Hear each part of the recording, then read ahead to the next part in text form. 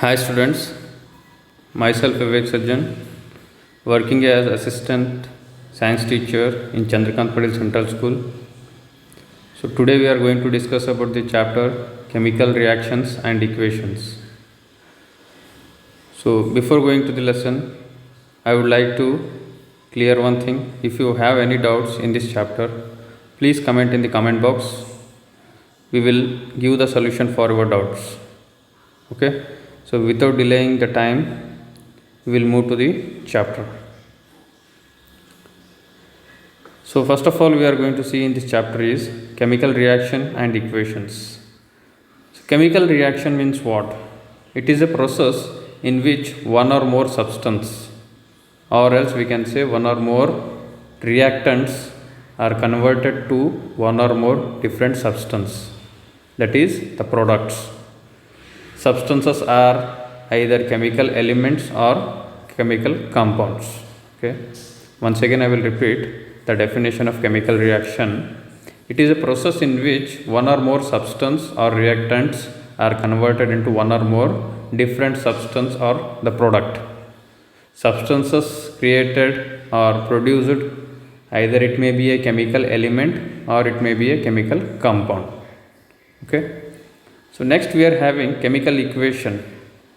Chemical equation means the symbolic representation of chemical reaction in the form of symbols and formula, where in the reactant entities given element or compound are given on the left hand side and the product entities are on the right hand side. Okay, so once again I will repeat chemical equation, the symbolic representation of a chemical reaction in the form of symbol or formula.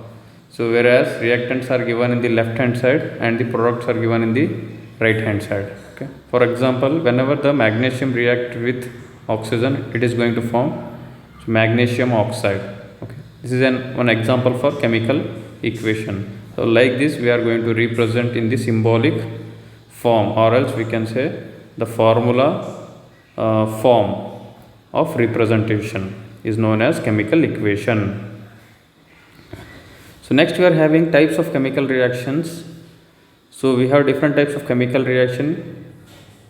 In that, in your syllabus they have mentioned these chemical reaction. They are combination reaction, decomposition reaction, displacement reaction, double displacement reaction, neutralization reaction, endothermic, exothermic reaction, precipitation reaction, oxidation reaction, reduction reaction, redox reaction, and last one is thermal decomposition reaction.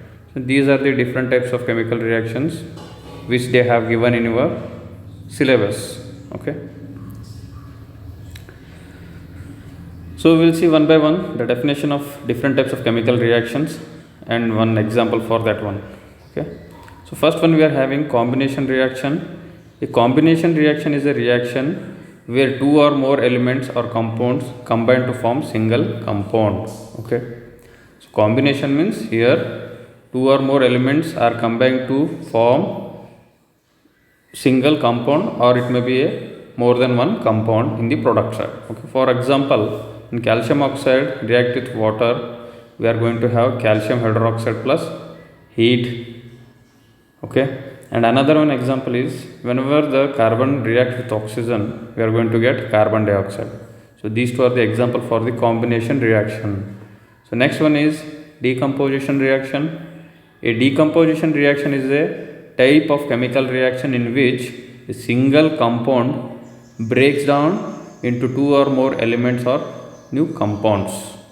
Here what happens means decompose, breakdowning of single compound takes place to form two or more elements at the product side, or else two or more compound at the product side. Okay, for example, when iron sulfate when it breaks down, it is going to form iron oxide plus sulfur dioxide plus sulfur trioxide. Okay, so like this decomposition of reaction takes place. So next we are having displacement reaction. A displacement reaction is a type of reaction in which more reactive element will displaces the less reactive element from its compound. Both metals and non-metals takes place in displacement reaction. So displacement reaction means high reactive element will displaces the less reactive element.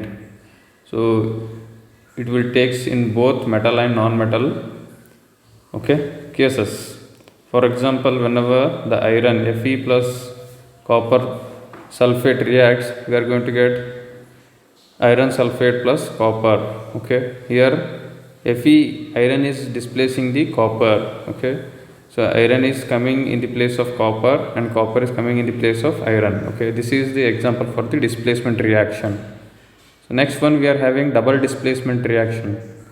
A double displacement reaction is a reaction in which two compounds react and the positive ions and the negative ions of the two reactants switches places. They will exchange their places, forming two new compounds or product or elements.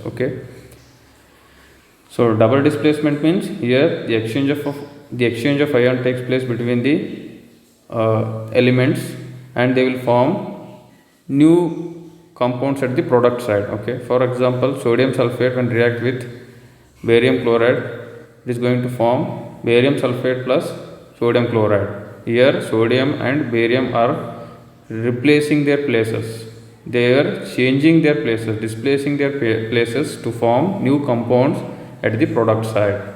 So this is known as double displacement reaction. Next we have neutralization reaction. When the acid and the base react with each other to form salt and water. So this type of reactions is known as neutralization reaction. For example, hydrochloric acid when reacts with sodium hydroxide. Hydrochloric acid is an acid, sodium hydroxide is an base. When acid and base both together react, they will form salt NaCl plus water H2O. So this is the example for the neutralization reaction. So next we are having endothermic reaction. Endothermic reaction is a chemical reaction that is accompanied by the absorption of heat. So here in endothermic reaction, the absorption of heat takes place.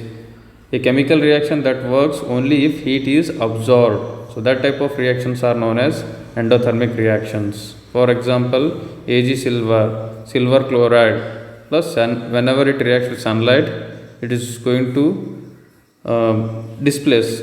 Silver is going to be displaced and chlorine is going to be separated. So this is the one type of example for the endothermic reaction. Endothermic means it is a type of reaction in which heat is absorbed. So next we are having exothermic reaction. This is the deadly opposite to the endothermic reaction, that is exothermic. Exothermic reaction is a reaction in which heat is released during the chemical reaction. Here heat is released, there in endothermic heat is absorbed. C6H12O6, this is glucose. So whenever the glucose react with 6 molecule of oxygen, it is going to form carbon dioxide plus water plus heat energy. This is the equation for photosynthesis. During the photosynthesis, this reaction takes place. So next one is precipitation reaction. Precipitation reaction is the type of reaction in which two soluble salts in aqueous solution combine and one of the product is an insoluble salt is formed called a precipitates. So precipitation reaction is a reaction in which two soluble salt react to form one insoluble salt. So this type of reaction is known as precipitation reaction. For example, sodium sulfate when react with barium chloride is going to form barium sulfate plus sodium chloride. So this is the one example for precipitation reaction. So here barium sulfate will come and settle down at the bottom, which is white in color. So that's why this type of reaction is known as precipitation reaction. Next one is oxidation reaction. In any chemical reaction, addition of oxygen takes place to elements or compounds, means that type of reaction is known as oxidation reaction. Oxidation reaction means addition of oxygen, or else we can say removal of hydrogen, is known as, that type of reaction is known as oxidation reaction.